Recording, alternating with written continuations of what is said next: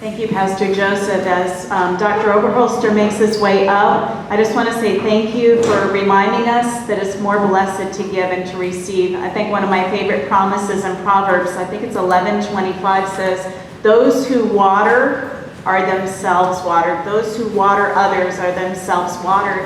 And we can't help but have God reflect on us as we are in the giving mode. So what a blessing. Next person that I'm going to introduce is Dr. Oberholster from the School of Business, affectionately known by his students as Dr. Oberholster. So there you go. He will be introducing the textbook that you just received, Helping Without Hurting. Just in the title itself, let that sink in. Can we actually hurt another culture when we go? This book says yes, and if you are from a culture outside of the United States, maybe you've experienced that. Helping without hurting, our goal is to go and to make an eternal difference for people as we're going. If you didn't receive a book, feel free to raise your hand. Sunika may have some extra. I think everyone did receive one. So this book has 8 units in it. It takes about an hour per unit. Plan that because we're going to be signing you up tomorrow or Tuesday for the class. What you'll do is unit 1, if you just look, you're going to write a couple answers and reflection before watching a video that might be 15 to 18 minutes. Then as a result of the video, you're going to write some more, just the reflection questions, preparing to go. Who are the poor? What is poverty? How can we truly be a blessing instead of hurting? And what does that look like? So we'll go through 5 units before we get to our destination, and then on the ground, unit 6 is boots on the ground. You will be doing some reflection as you're serving. Dr. Oberholster will be introducing this book and its concepts to us, so thank you for being here. Thank you, and Cheryl, am I constrained to standing here? Okay, well then somebody may need to move that camera around because I have a hard time standing still. And I'll project my voice so that you can hear me. You can hear me? Good. Well, ladies and gentlemen, I'm thrilled that you are joining us on a vision trip.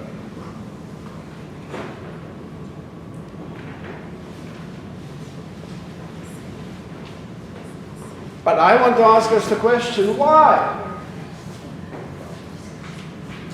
Why do we do vision trips? Why do you get involved? You want to share with me? Yeah. The reason I just wanted to go on a vision trip was to bring a little purpose to life. Bring a little purpose to life? Why are you going on a mission trip?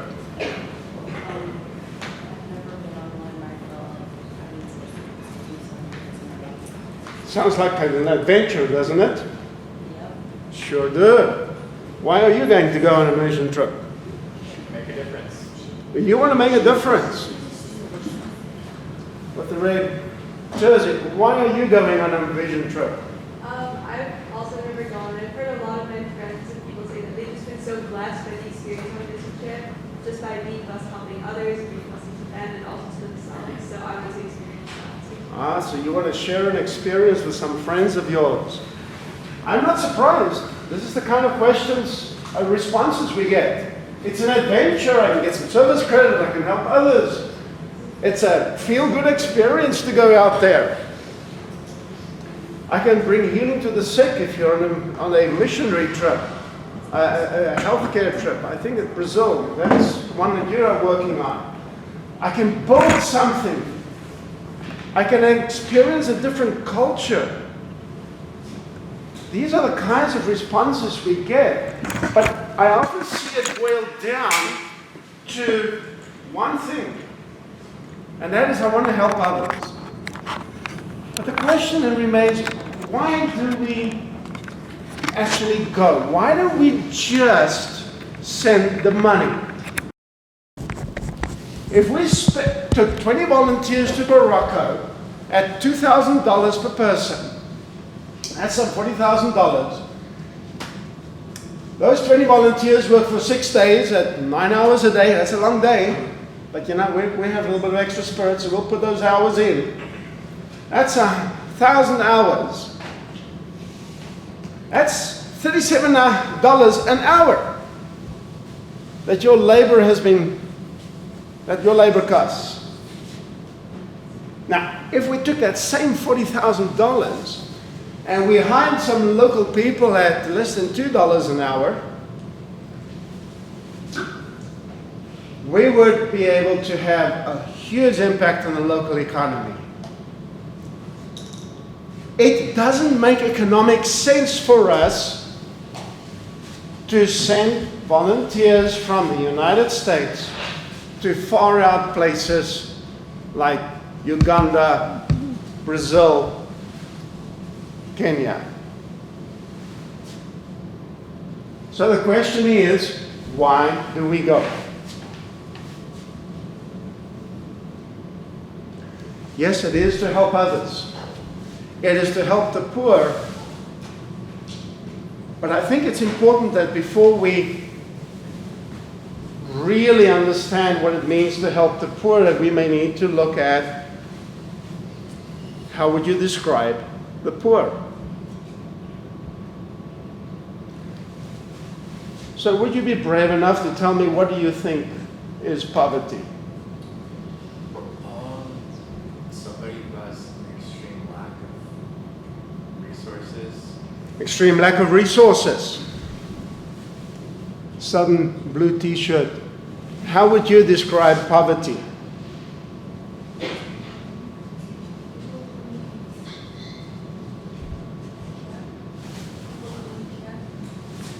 Are you going to speak up? People who need care. Abby, I'm going to tell you, I know your name. How would you describe somebody in poverty? I would describe it as loss of hope. Loss of hope. A study was done, 60,000 people in poverty. We asked, describe poverty for yourself. And this is what they would say. For a poor person, everything is terrible. Illness, humiliation, shame. We are cripples. We're afraid of everything. We depend on everyone. No one needs us. We are like garbage that everyone wants to get rid of. This is from a country of Moldova. Another one from Guinea-Bissau. When I don't have any food to bring to my family, I borrow, mainly from neighbors and friends. I feel ashamed. Standing before my children and I have nothing to help feed the family.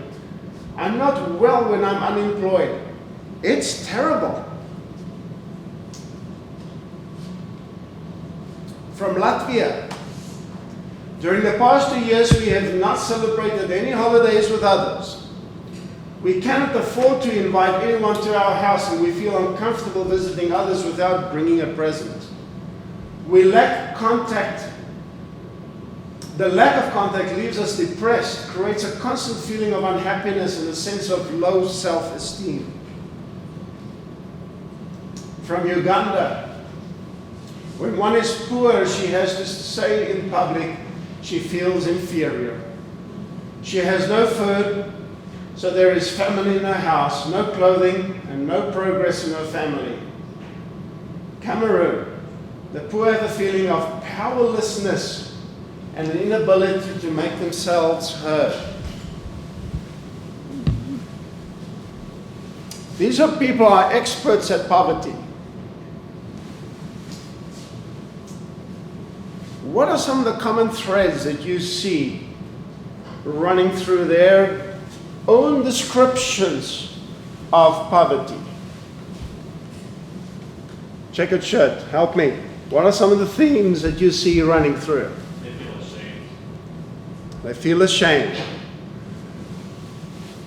Yes. Powerless.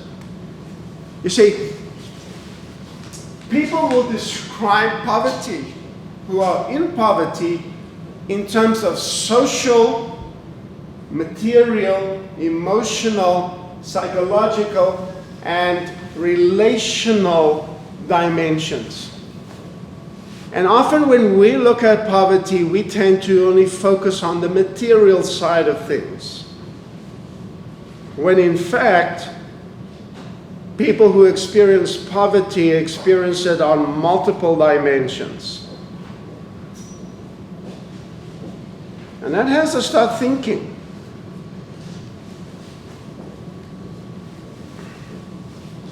What does it mean when we say that we're going to help the poor?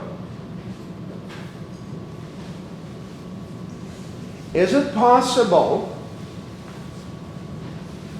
that I'm in poverty? Is it possible that my relationships need strengthening? My relationship with Jesus needs to be built. I cannot forget sitting with one of my co-workers in Malawi and having them explain to me how they deal with the hardships of their life and continuing to praise God for how good He is.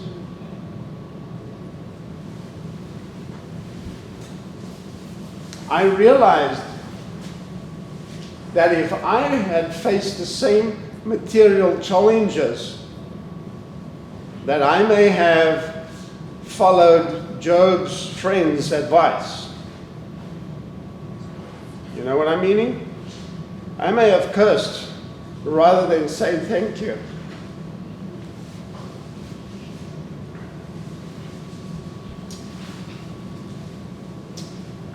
It really is important that when we are talking about we're going to help the poor, that we recognize that we ourselves have dimensions of poverty that we are going to be potentially addressing on your trip. I am in that. I'm going to be there, ready to be helped myself. So we have a choice. We can exercise this restoration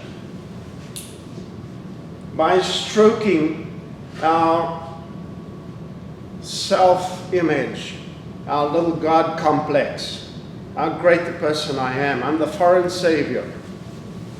Or we can become instruments in God's hands in building His kingdom.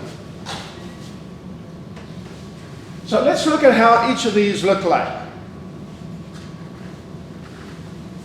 So in exercising our little God complex, it often results in paternalism, which, if exercised, develops dependency.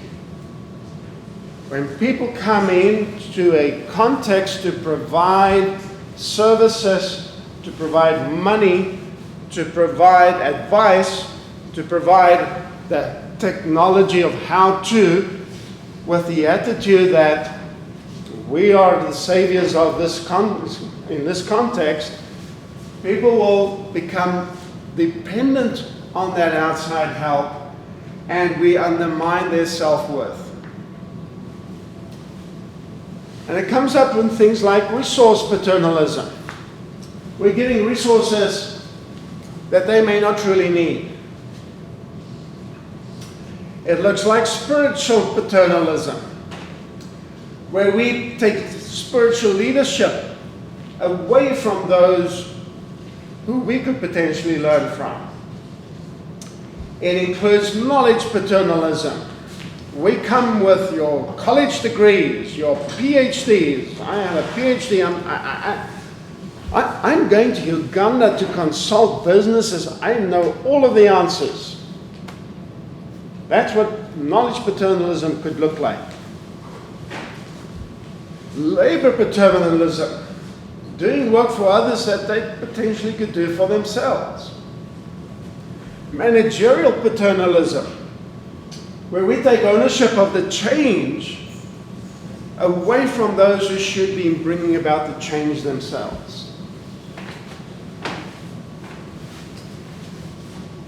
So the assumptions that underlie paternalism are that other people, given their circumstances, whether it's material poverty or whatever, lack God's blessing. And we come from a very blessed country, the United States of America, where we have generous people and we just give away. Other people don't have it. Sorry, you just didn't grow up in the blessed country. We assume that other people lack knowledge. They've kind of muddled through 30, 40, 50 years of life and they haven't quite figured things out yet. But, I went to college, I went to university, I have all of that knowledge I can just impart and just solve the world's problems.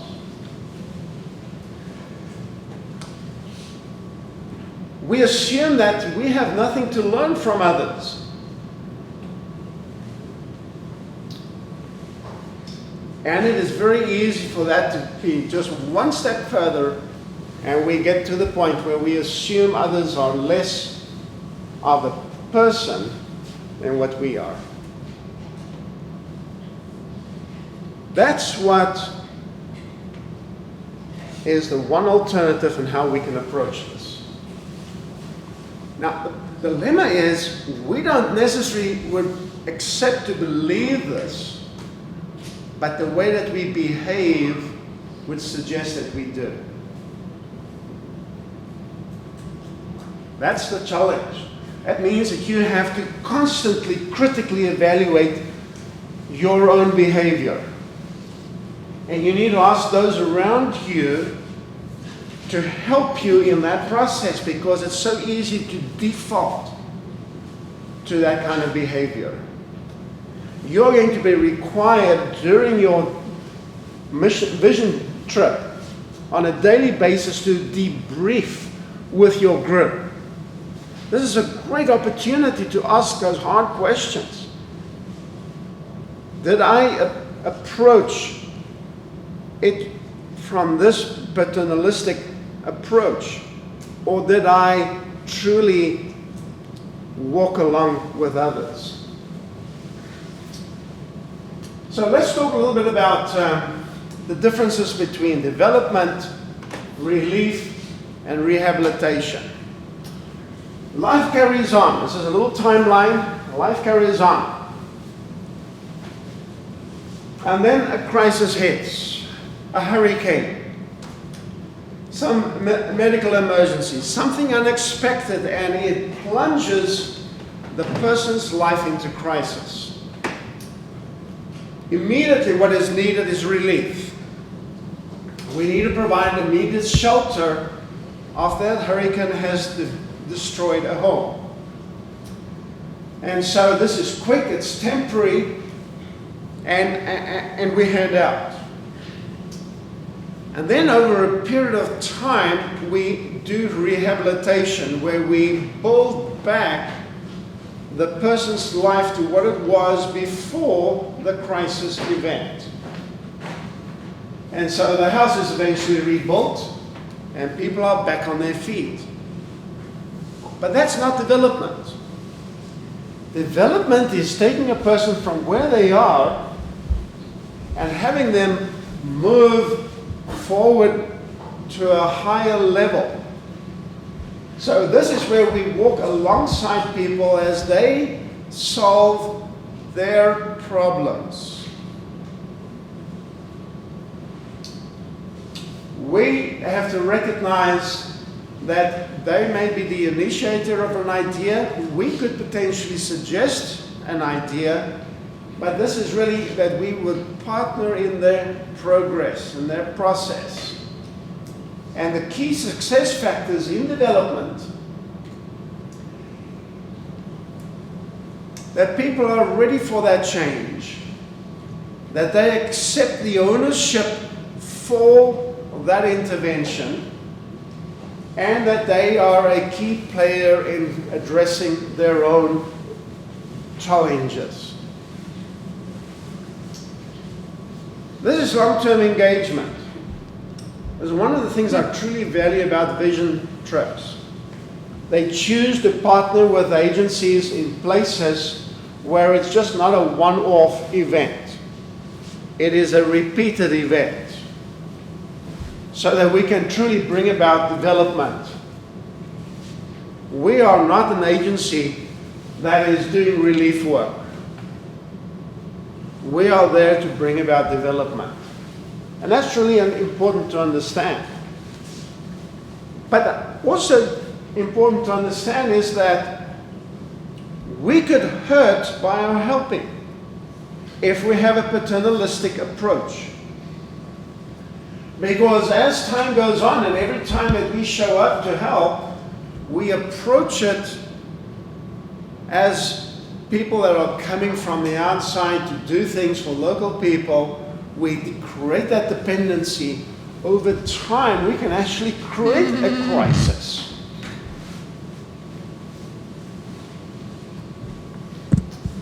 So any interventions that create dependency, that encourage paternalism, that harms the self-image of local people, that damage the relationships that are in a community, that exploits the environment and directs attention away from God, can potentially lead us into a situation where we are creating a crisis in our destinations. Not to say that it's not so good for our own walk with Jesus.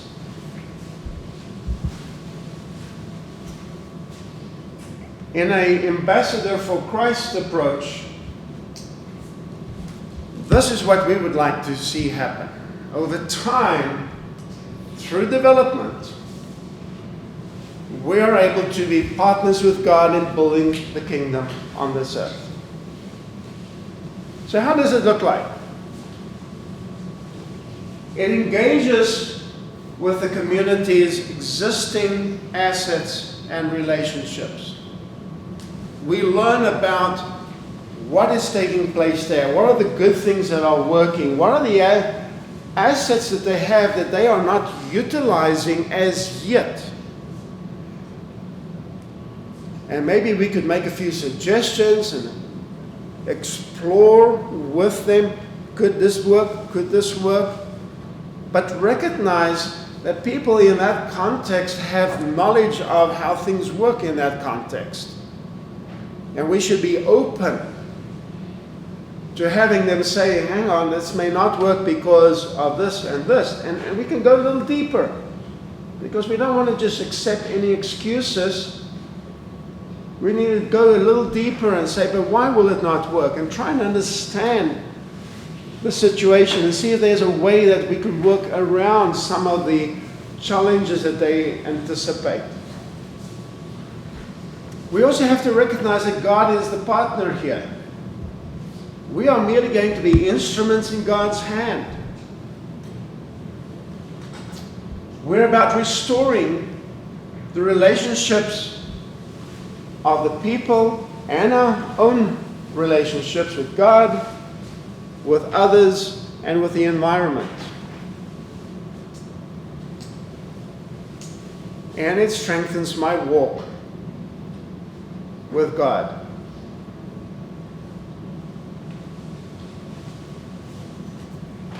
So here are some 3 suggestions that you will find as you go through Helping Without Hurting on what this looks like in practice. We learn, we fellowship, we encourage. Rather than focusing on projects and tasks and handouts, rather than focusing on trying to see 200 people in your clinic every day so you can have a number to broadcast and say, we've done this project, we're focusing on learning, fellowship, and encouragement. So let's explore each of those. When we talk about learning, we're suggesting that It's about their world, their joys, their challenges. What is a typical day like for them? Ask people, when you talk to them, as you make friends, what does it look like in a normal day for you? Find out about the history of the community. Who's the chief? How did they become chief? Learn how the chief decision-making system works. Discover who are the people that the community looks up to. Find out about the social values of the community. What are some of the key points in their life? In your life, it's a driver's license at age 16. Huh? In my country, the 21st birthday, key point in life. I see in the United States, that's not an important birthday. 16 years. Because you got your driver's license, you've got the freedom to move around now. So what are the key events in a person's life? Find out about the social values. Learn to use some of the local language. Try and understand their metaphors. Metaphors are fantastic tools to dig deeper into a culture. Now, in the US culture, we talk about sports metaphors a whole lot, which would suggest that we're really very interested in sports. In business, we have the bottom line. We care about money. Isn't time is money? So just listening to metaphors can tell you a whole lot. So have them talk to you about metaphors and then explain what those mean, because you get to learn those social values. Try and identify cultural legends. And if you go down to Chattanooga, you're going to somewhere along the way drive on Lee Highway. You know who Lee was? Could you explain to local people or a foreigner that comes here and say, Lee Highway, well, who's Lee? He's a cultural icon. Everybody might not like what he stood for, but he is a cultural icon. Ask people about their spiritual journeys. Seek to learn from their experiences and their wisdom. Ask questions. Be careful to ask questions that kind of go to places that they may not want to talk about. So the best is to always ask questions about things that you can observe, because what is visible is public. So you can ask questions about what you observe, and then possibly from there you can get deeper into their lives. We're all about learning as much as we can. But really, you need to have an attitude of being open to learn about the people and how God has used them to bring healing to others in their community. So in this case, I sum it up by your passion for other people matters. The second point, the first was love. The second point is fellowship. Take time for lots of small talk. Tell stories about your life. Ask them to tell stories about their lives. Play with others. I may not want to play soccer, but I could probably play drafts. Or learn some local game, board game that they have. Eat with others. Yeah, you may not want to eat some of the pork, but you'll find something to eat. So, again, this is just truly fellowship. For the sake of being a friend. Not because you have an agenda, just because you're there. Showing that you care about a person enough so that you spend time with them is a very strong message. And so I say, besides your passion, your presence matters. Number 3. The first one was learning. The second was fellowship. Now, encouragement. We all live with pain. We all experience hardship.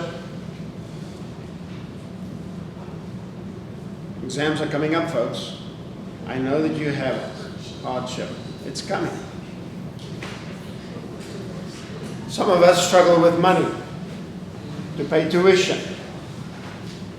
Some of us are hurting because an important person in our lives has said they no longer want to continue a relationship. We've all experienced some of these hurts. So, as you listen to their stories, cry with them. Take time to share what God has done in their lives and in your lives and praise God together. Share your joys and your triumphs as well as your struggles. Seek opportunities where you can boast about God's goodness. And in all times, bring Jesus in your conversation so that you can exalt Him.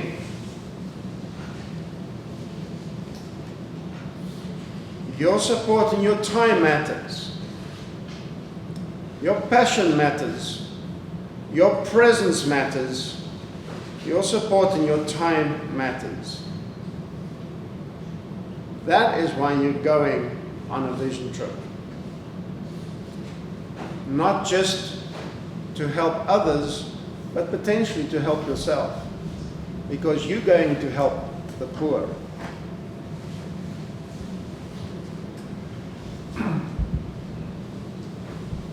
I think I've already said it. Last little quote here. Remember that all people are instruments employed by God and endowed by Him with various talents towards healing relationships. Are there any questions? What's my time here? Am I good? 10:49. Oh, I blew it already. But time for one question.